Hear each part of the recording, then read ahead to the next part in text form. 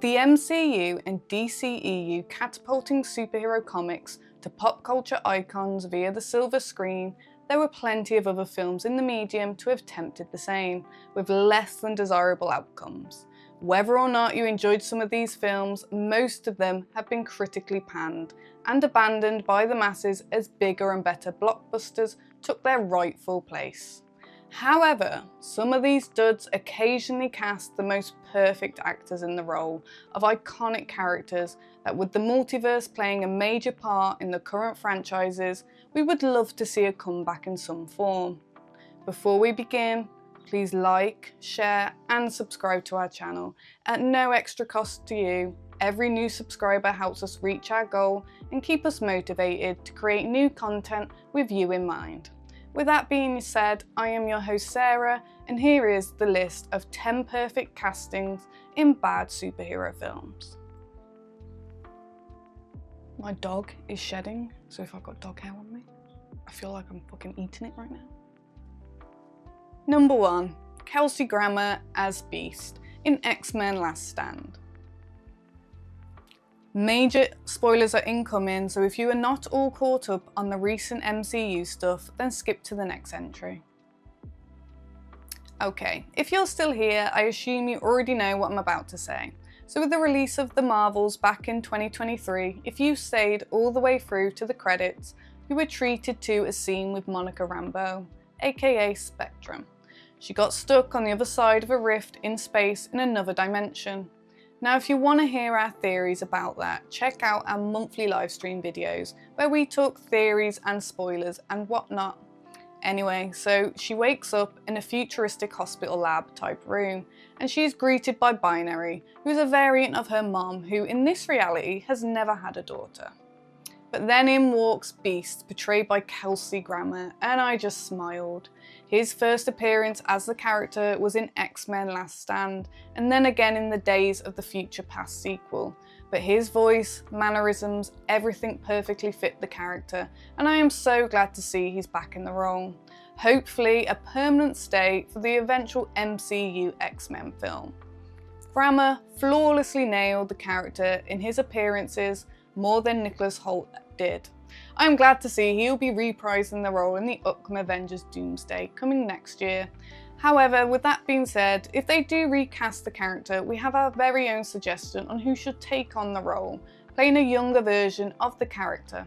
So check out our X-Men Dreamcast video in Fat Ninja Theatre playlist. Otherwise, head over to Disney Plus to check out the classic X-Men films or The Marvels. Number 2. Olivia Munn as Psylocke in X-Men Apocalypse. My first introduction to the character was Psylocke was actually through Marvel vs. Capcom 2 back in the day. I was curious about the character and picked up a few issues where she played a prominent role in the story, and found her at least to be an interesting fighter with some cool powers. If you're a fan of the character, that's great. But personally, I don't think there's anything that special about the character, aside from the cool outfit and a wicked set of powers. That being said, Olivia Munn did an excellent job playing the character in both X-Men Apocalypse and then again in Deadpool vs Wolverine. I can't be sure, as it's been a minute since I watched the film, but I believe her character is dead, so I don't think we'll be seeing her grace the MCU ever again. But for what it's worth, she made the character cool to see and pulled off some epic fight choreography. You can see both of her appearances over on Disney Plus. Right. Number 3. Michael Chiklis as Ben Grimm, The Thing, Fantastic Four. With the upcoming Fantastic Four film just over the horizon, we'll see if third time's a charm for the otherwise flailing franchise, which since back in the 90s has always struggled trying to get a successful big screen live action adaptation. That being said, for every Jessica Alba being cast, you also got the perfect portrayal of Ben Grimm, aka The Thing with Michael Chiklis, of the S.H.I.E.L.D. fame, bringing it home and knocking it out of the park. He had the gruff voice and the New York attitude, and yet he's also was able to elicit the audience sympathies, given how it's mainly a tragedy for the character being transformed into a sentient boulder essentially. with Ebon Moss-Bachrach getting ready to fill the shoes of the stone golem with a heart. I'm curious how different his portrayal will be. 2015's Fantastic Four was an utter letdown, so less said about that version the better. Make sure to check out Marvel's First Family in July when it hits theatres, or check out the original over on Disney+. Number 4. Peter Stormare as Lucifer in Constantine. Peter Stormare is just straight up a creepy dude. Light from the roles such as one of the hired killers in Fargo to the psychotherapist in Until Dawn. He always plays a slimy, smarmy, treacherous character. Speaking of Until Dawn, they completely missed the opportunity to cast him in that, but the film looks straight up awful anyway. Back to the topic at hand. When the main character Constantine is all out of options and he's getting his ass handed to him by Angel Gabriel, he has one more trump card up his sleeve, and that is summoning the Lord of Hell himself, good old Lucifer Morningstar. See, Constantine basically got gifted a second chance at life after doing some of God's work, and ever since Satan has felt cheated and anxious to get his hands back on John's soul. There's a trigger warning here for some self-harm, so skip forward about 10 to 15 seconds. In order to summon the big guy, Constantine slits his own wrists and begins to bleed out. As he's nearing death, time slows and the man of the hour appears in glorious fashion, dripping thick, bubbling hot tar while wearing an impeccable smooth white suit and sneering this guttural, low, growling voice that somehow ends up with a hissing snake-like tongue whipping. Thinking about it, he could have made an amazing Voldemort. Anyway, the movie itself is pretty okay, very early 2000s, and rumour has it they're finally paying off the cliffhanger ending and making a sequel. But this scene will always stick out in my memories. It was just so well played and well shot. Check out the glorious moment for yourself over on Max. Number 5. Thomas Hayden Church as Flint Marko in Spider-Man 3. While Spider-Man 3 was kind of a huge step down from the immensely popular and groundbreaking Spider-Man 2, Church's casting as Flint Marko was downright perfect. The character in the comics was pretty basic, as he was one of Spider-Man's earlier villains, a bank robber with the ability to transform his body parts into whatever he wants, because he's made of, drumroll please, a bunch of sand. Basically, he's kind of Marvel's version of the DC character Clayface, except if you spray Sandman with a big ass hose, he's going down. He's got the same weakness as the aliens in M. Night's Signs. Way to go. Anyway, what Church did actually elevated the character, giving him a more tragic backstory and turning him into a kind of anti-villain. He may have started out as a thief because he wanted a quick buck, but he actually felt remorse for his crimes and did his best to try to provide for his daughter, who seems to have changed him and his outlook on life. Combine that with the compassion from Spider-Man and he actively tries to turn his life around, and even tries to save the web-slinger's life as he battles against Venom. Now, as much as I loved Spider-Man's No Way Home, it was a bit rushed and it kind of undid some of the storyline. But that may be because they didn't really think of the whole villains being transported to the MCU thing very well. Or because I believe Thomas Hayden Church didn't actually film any new scenes for the movie. He just dubbed some lines. That's why you primarily see him in sand form and the rest is just old footage reused or something. Anyway, he still did a bang up job, and you should check out both Spider-Man 3 and No Way Home over on Netflix, Disney+, Hulu and Prime. Number 6. Brandon Routh as Clark Kent and Superman in Superman Returns. The film was absolute shit. The plot was thin and the less said about Bryan Singer the better, but one thing that they did nail, which they even managed to bring over for the CW's Arrowverse crossover event, was Brandon Routh as Superman. He had everything that Christopher Reeves brought to the character, and yet still felt like a fresh iteration of the character, at least when it came to the Boy Scout version of Superman. Now personally, I grew up reading the 90s Superman, the one who was a bit more rough around the edges and had a mullet. So when Zack Snyder made Man of Steel, that's pretty much the Superman I enjoy seeing on the big screen. However, if you're a fan of the more classic Heart of Gold, pure intentions, American patriot Superman, then that's the version that Ralph portrayed, as well as Gunn's upcoming Superman film, which at least for now looks really uninteresting and cheesy in my opinion. I just never really liked a Superman without real nuance, because the only struggle those versions ever really show is he's tired a lot trying to balance a double life. I prefer more storylines like Man of Steel or Smallville, or Elseworld ones like Superman Red Son and Kingdom Come, where Superman struggles with a darker side of himself and real obstacles like death and purpose.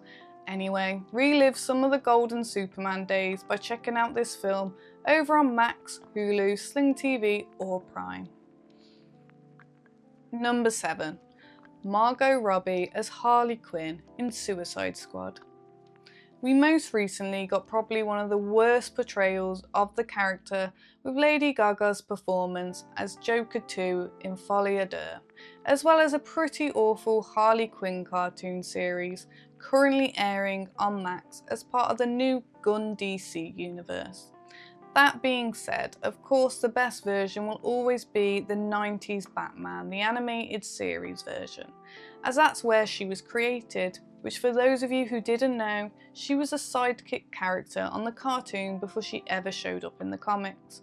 And then of course Robbie's performance as the manic pixie dream psycho in 2016's Suicide Squad. Now, the film was pretty trash, as well as her solo film Birds of Prey, which will come up again later on the list, but her performance was still flawless. She not only nails the more current look of the character, but also the ADHD-fueled mannerisms and the psychotic, schizophrenic and homicidal streak that's always bubbling just underneath of the surface of this sociopathic sidekick. If Joker is the king, then this is his queen, and she should rightfully be just as brutal and crazy as he is. And Robbie absolutely let that shine in all 3 of her live action performances. Head over to Max to check them all out. Number 8. Mary Elizabeth Winstead as Helena Bertinelli, the Huntress, Birds of Prey. See, I told you we'd be back talking about Birds of Prey again. This movie was tragically undercooked. I feel like its audience was only the 19 to 25-year-old lesbian furry demographic, and really underutilized an otherwise pretty strong staple villain with Black Mask, weakly portrayed by an otherwise excellent actor, Ewan McGregor. Now, some of you may be old enough to remember a show back on Fox in the 90s that featured a team of women with superpowers doing vigilante things at night, also called Birds of Prey, and that wasn't much better than this film, but at least they had an excuse of being a low-budget network TV show versus this film, which had a budget of around $100 million. Rounding out the team of wannabe anti-heroes is of course Harley Quinn, who actually isn't part of the team, at least not in the original comics, but since her character was so popular, they made her the lead of the team. She's followed by Helena Bertinelli, who's also a supporting character in the Batman universe. She's kind of like the female version of Green Arrow, and she goes by the moniker The Huntress. Then there's a very awkward version of Cassandra Cain, who's in the comics is Batwoman, but I'm pretty sure this version is anything but. Then Renee Montoya, who you might remember mainly from the Batman animated series as Bullock's partner at Gotham PD. Last but not least, Black Canary, the only non-Batman created character. She's mainly a staple in Green Arrow comics, and even goes on to marry Oliver and then have a daughter, who he marries in an alternate reality. Wow, okay. Yeah, we're not opening that Pandora's box. Okay, yeah, let's not. Anyways, most of these character portrayals were awful, but Mary Elizabeth Winstead gave it her all, bringing the Huntress to life. It seemed like she was the only one trying. She had the right attitude, she had the right skills to pull off the fight choreography, and her scenes are some of the most brutal and also hilarious. Again, you can check it out all for yourself over on Max. Number 9. Sasha Calle as Kara Zor-El, Supergirl in The Flash. So in all honesty, The Flash wasn't the worst film to come out the ill-fated DCEU, but it definitely was a stinker. Story-wise, it was an interesting mashup of the Flashpoint Paradox, Crisis on Infinite Earths and Rebirth, but that was also its detriment, trying to cram too much into a single storyline without setting much up about the character in previous films. After all, we only saw the character in Justice League, which also didn't really do him any favours. However, there was one character who just absolutely captivated the audience, even though everything about her was basically spoiled in the trailers, and that was Sasha Calle as Supergirl. Normally, depictions of the woman of tomorrow sees her just as a naive and innocent as her country bumpkin super cousin, decked out in a red skirt and a tube top and blonde hair. So when we got this version, it was actually refreshing. Calle is somewhat diminutive in stature, a tiny girl who looks like a young, athletic, but still unimposing college girl. But don't let that fool you, as her punch can shatter every bone in your body and send your remains into orbit. Now unfortunately, she doesn't get too much character development. She essentially took the place of Superman, who in the original Flashpoint Paradox storyline was captured by the military instead of the Kents, and has been kept locked up in some government building being slowly depowered by red sunlight, until he's set free by Barry Allen and gets his first taste of sunlight. In the film, they nailed the breakout scene. It was awesome seeing her dash back and forth between the government goons and sending them all into the stratosphere, even with the somewhat wonky CGI effects and the few moments where she was allowed to act. She really brought something new to the personality of the character. Sadly, we won't be seeing more of what she can do with the character, but if you want to relive what we do have, head over to Max to check it out. Number 10, and I'm sorry that I might butcher this, Svetlana Kojinkova as Viper, the Wolverine. She is taken on some of the most powerful individuals in Marvel, such as Namor, Spider-Woman, and Shang-Chi, and so forth.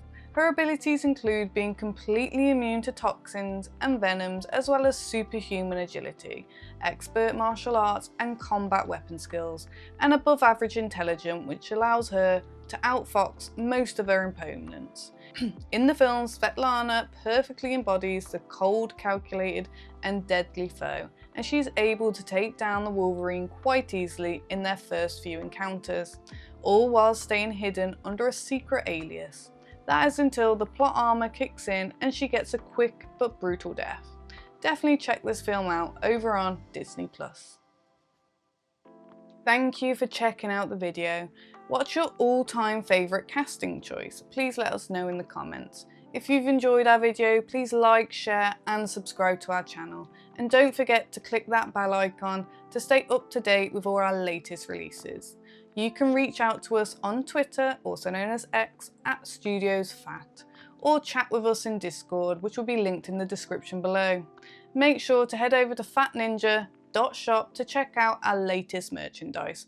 Every purchase helps keep the lights on, so we greatly appreciate it. I've been your host Sarah, and thank you for being here with us today. With great power comes great responsibility. Take care everyone.